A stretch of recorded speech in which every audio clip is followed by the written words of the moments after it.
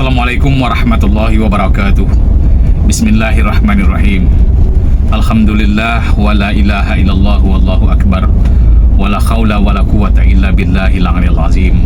Amma ba'd.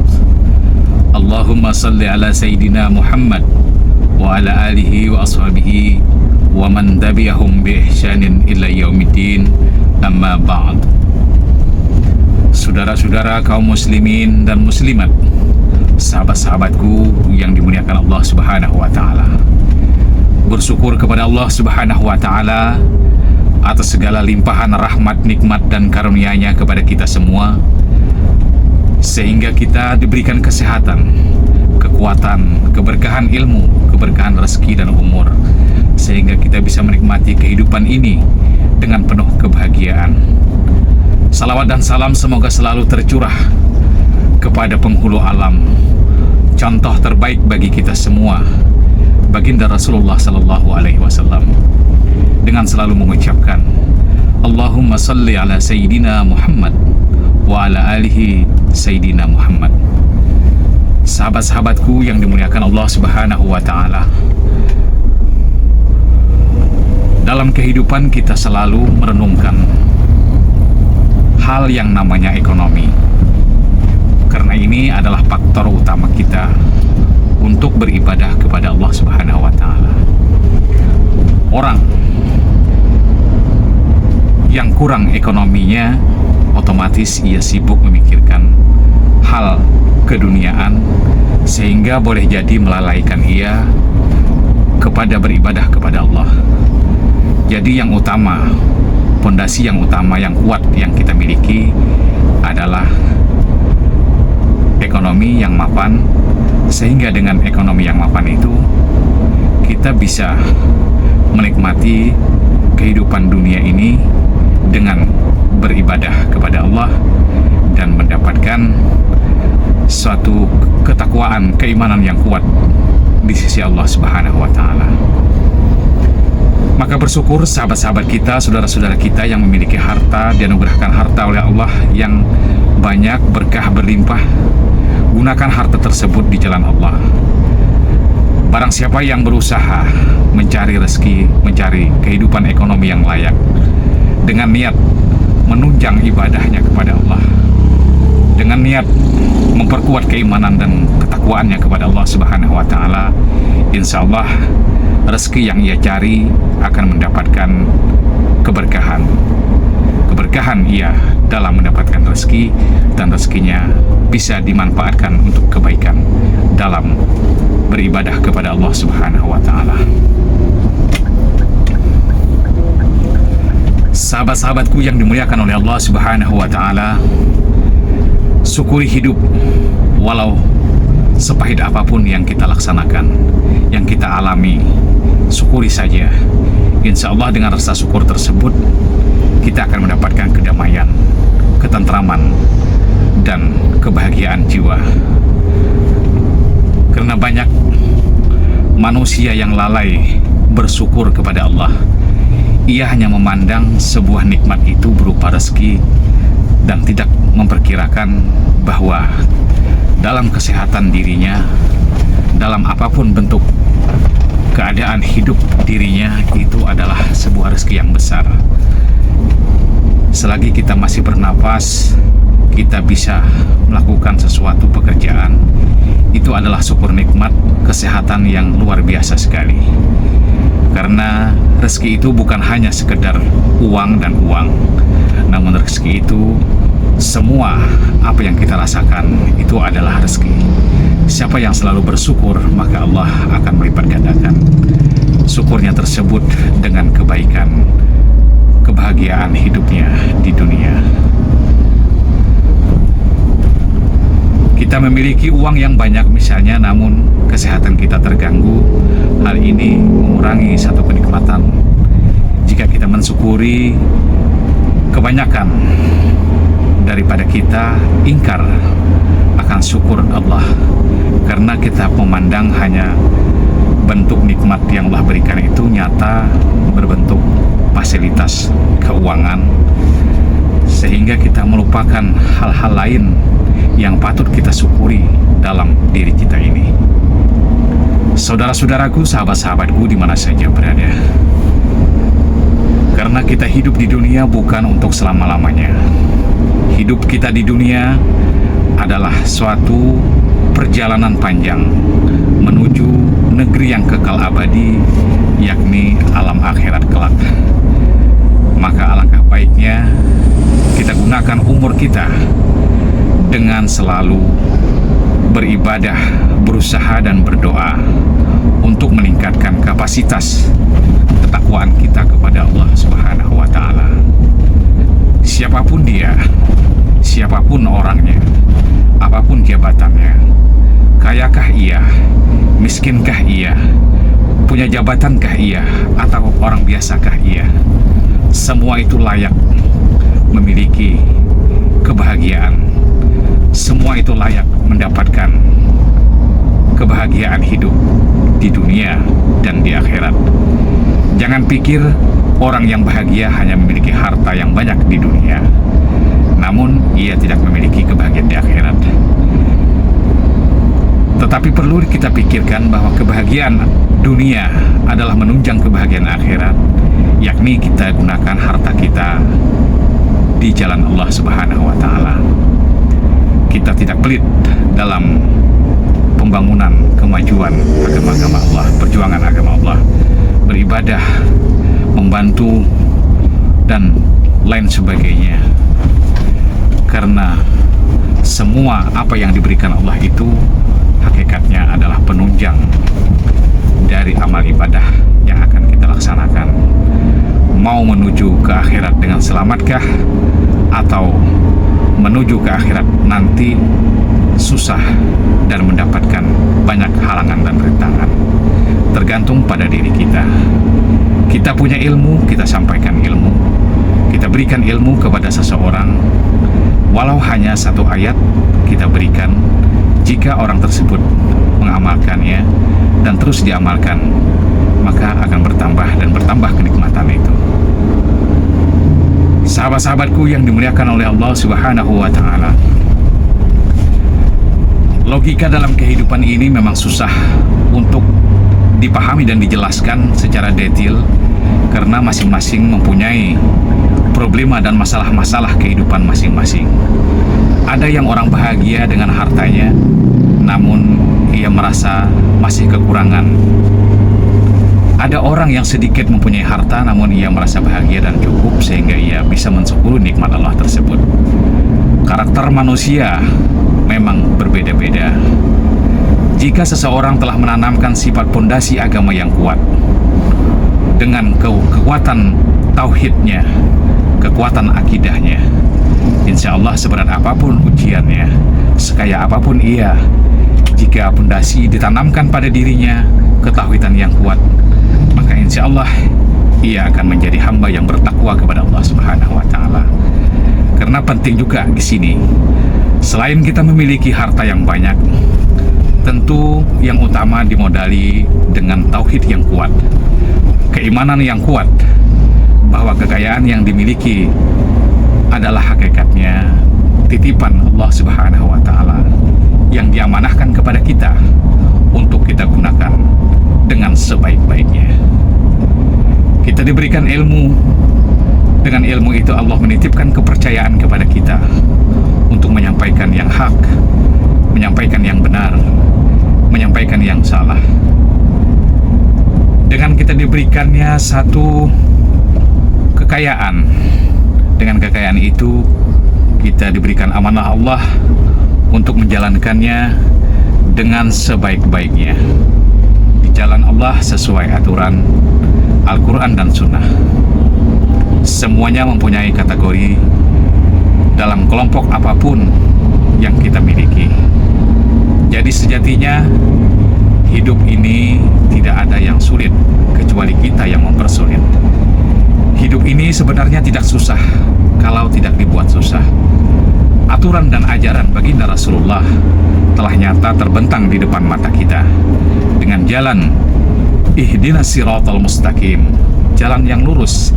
Jika kita mengikuti petunjuk Rasulullah, petunjuk baginda Rasulullah Sallallahu Alaihi Wasallam, maka insya Allah kita akan selamat di jalur keislaman, di jalur ketauhidan yang kuat. Sahabat-sahabatku yang dimuliakan oleh Allah Subhanahu wa Ta'ala, untuk itu selalu bersolawat kepada baginda Rasulullah Sallallahu Alaihi Wasallam. Selalu bertaubat, kerjakan salat taubat, kerjakan salat-salat sunnah, dan selalu bersolawat, membaca Al-Quran, dan amaliyah-amaliyah ringan lainnya. Insya Allah mudah dalam segala urusan apa saja yang kita lakukan. Karena baginda Rasulullah Sallallahu Alaihi Wasallam contoh teladan yang terbaik bagi umat, maka ikuti jejak beliau, ikuti akhlak beliau, ikuti tutur kata, bahasa, apa yang diajarkan beliau. Insya Allah kita akan mendapatkan kemudahan-kemudahan dalam setiap kesulitan. Dan Allah tidak akan menguji hamba-hambanya yang tidak tahan di luar batas kemampuannya. Allah selalu tahu untuk setiap hamba-hambanya yang diciptakan seberat apa ujian yang harus diberikan dan bisa dijalaninya. Allah Subhanahu wa Ta'ala dan para malaikatnya bersalawat kepada baginda Rasulullah. Disebutkan dalam Al-Quranul Karim, Innallaha wa malaikatahu yusalluna 'alan nabi ya ayyuhallazina amanu sallu alaihi wa sallimu taslima. Allah Subhanahu wa Ta'ala saja bersalawat kepada baginda Rasulullah. Alangkah zalimnya kita, alangkah sombongnya kita, manusia biasa yang diciptakan oleh Allah yang enggan untuk bersalawat. Sang pencipta saja bersalawat kepada baginda Rasulullah. Lalu bagaimana dengan kita?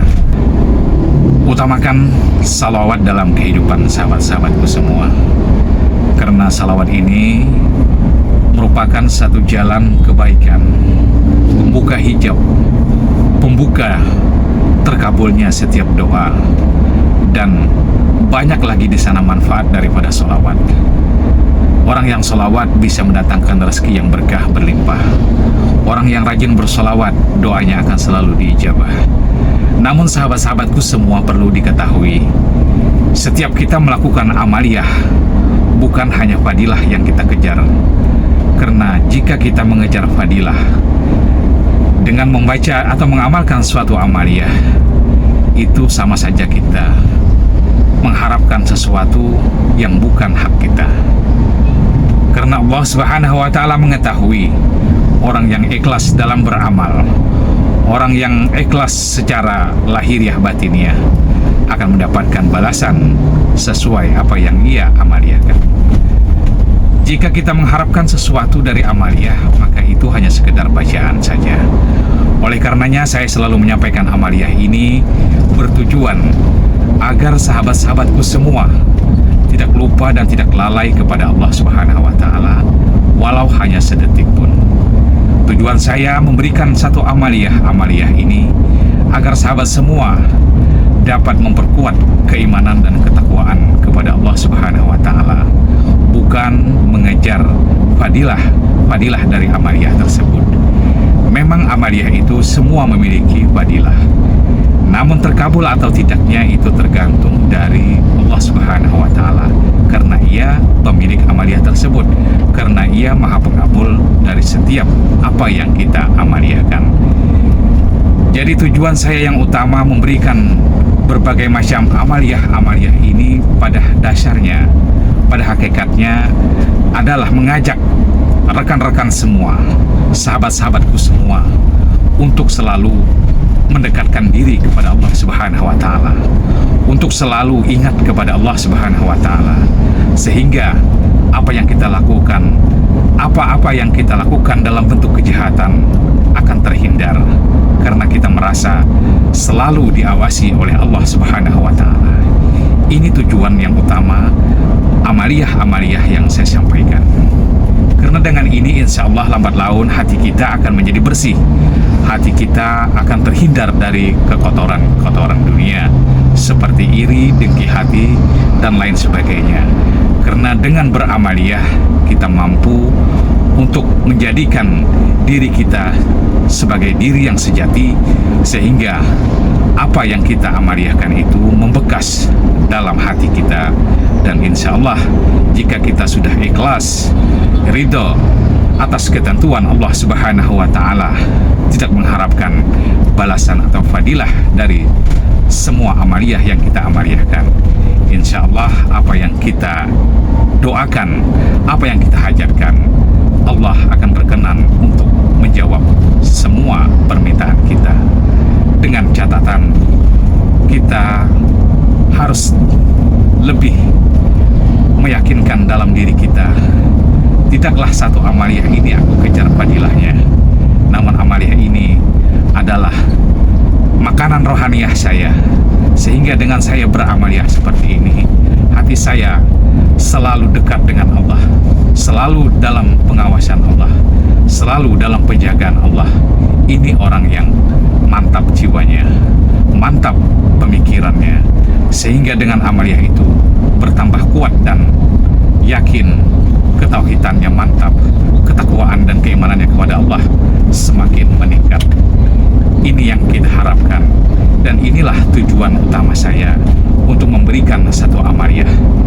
Karena dengan saya memberikan amaliyah ini, saya secara otomatis, secara dengan hati yang tulus, ikhlas, mengajak kepada sahabat-sahabat semua untuk selalu mendekatkan diri kepada Allah Subhanahu wa Ta'ala.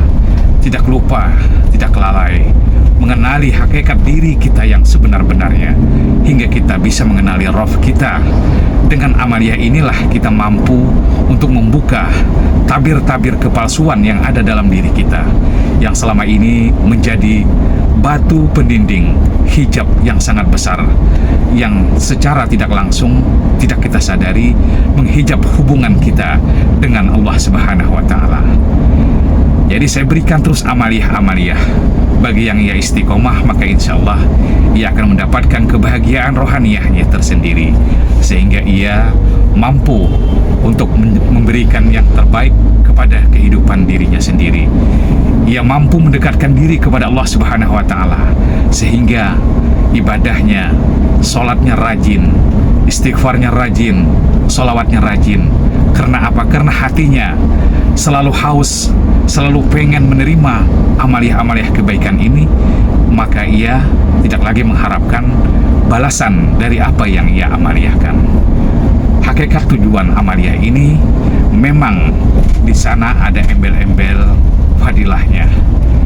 Namun berusahalah untuk tidak mengharap embel-embel, namun Allah sendiri nanti yang akan memberikannya. Jika sudah sampai kepada tahapan demikian, sahabat-sahabatku yang dimuliakan Allah, amaliyah itu menjadi ringan dan tidak menjadi beban pemikiran kita. Oh, habis salat maghrib saya melakukan amaliyah ini, habis salat asar saya melakukan amaliyah ini, habis salat subuh saya berzikir ini.